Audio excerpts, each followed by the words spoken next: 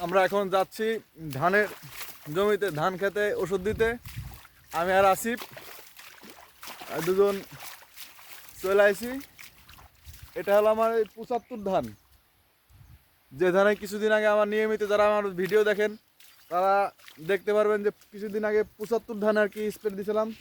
তো মাশাল্লাহ ধান অনেকটাই ভালো আছে, ধান পরিপূর্ণ সব বের হয়ে গেছে, দুই একটা চাল চাল হয়েছে।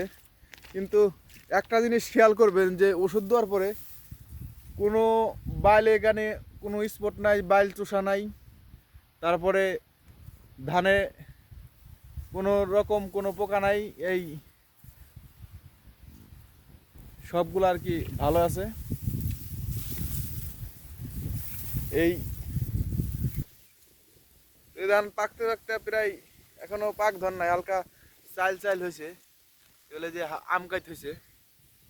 তো মনে হয় 15 থেকে 15 দিনের মধ্যে আর কি ধান এটা পেকে যাওয়ার সম্ভাবনা থাকবে। তাই এখন এখানে ওষুধ দেবো।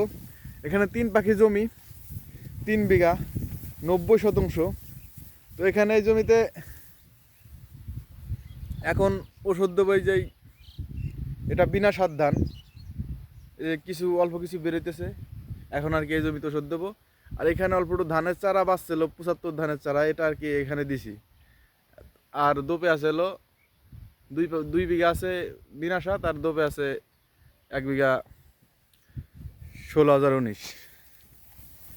এই তো আজকে এখন ওষুধ দেবো।